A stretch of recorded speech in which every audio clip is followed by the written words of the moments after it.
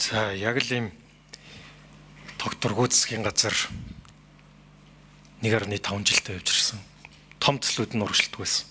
Бүр 92 онд ардчилсан үндсэн хуулиа баталж байхад 5 дугаар цахилгаантай асуудал яригдчихсэн байдаг шүү дээ. Протокол дээр нь байдаг. Өнөөдөр бид нэр хийж бүтээгээгүй одоо хүртэл явжлаа. Яг энэ асуудлууд байсан учраас үндсэн хуулийн нэмэлт өөрчлөлт хийж бид нэр лобби давтдаг 76 биш 126 болох ёстой байна. Эх орны эрх ашиг дээрээ нам хамтрахгүйгээр одоо бүгдээрээ нэгдэж энэ томцлууд урагшлах юм байна гэж агуулгаар 126 гишүүнтэй болсон гэж ойлгож байна.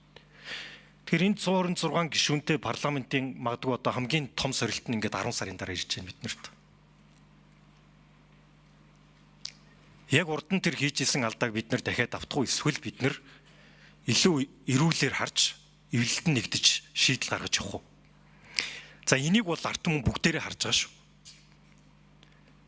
Энэ 126 тэр үндсэн хуулийн нэмэлт өөрчлөлтөө хийсэн яг тэрүүн дээрээ байж чадах нь уу? Энэ хідэн төслөө ингээд урагшлуулж чадах нь уу? Хамгийн гол нь энэ байгалийн баялагын шудраг хуурилтыг хийж чадах нь уу? Тэр оюу толгойн онтрын асуудлыг шийдэж чадах нь уу? Үндэсний баялагын сан үнэхээр мөнгөжих нь үү? Эсвэл дахиад нэг яриа болоод ингээд үлдэх нь үү?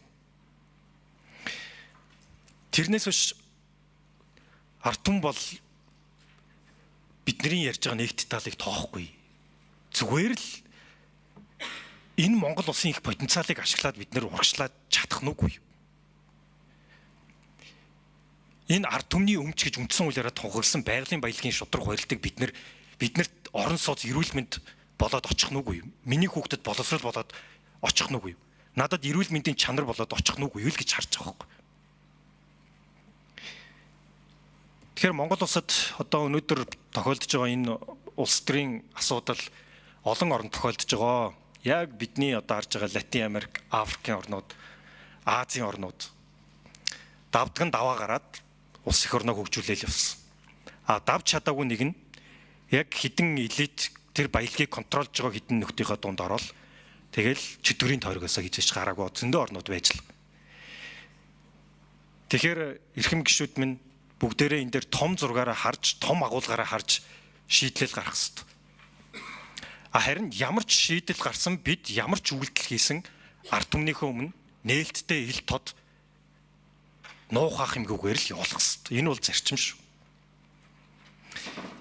Бид нар ийм амлалтыг өгч ард түмнээсээ сонгогдсон. Тийм учраас яг энэ амлалтынхаа хүрээнд ямар ч шийдвэр гарсан тэдний өмнө нээлттэй ил тод ярьж, нээлттэй ил тод санал өгч бид нар шийтгэл ёстой. Гэхдээ энэ асуудал явсаар байгаад бас улсын хурлаар орж ирдэг нь бол зарчмын үед маш зөв гэж харж байгаа. Дараагийн парламентууд гишүүд бас яг энэ үед юу болж исэн бэ? Хин юу хэлж исэн бэ? Гэт бүх протоколын дараа нь авч үзүүлээ л гэж бодчих. Магадгүй 4 жилийн дараа, 8 жилийн дараа, мэдгүй айгүй бол хэдэн жилийн дараа ч. Тэгэхээр том агуулга харж бид хүн энэ дээр эх орныхоо төлөө, эх орныхоо эрх ашигыг нэгдүгээр тавьж шийдвэр гаргасаа л гэж чин сэтгэлээс өгсмөр. Баярлалаа.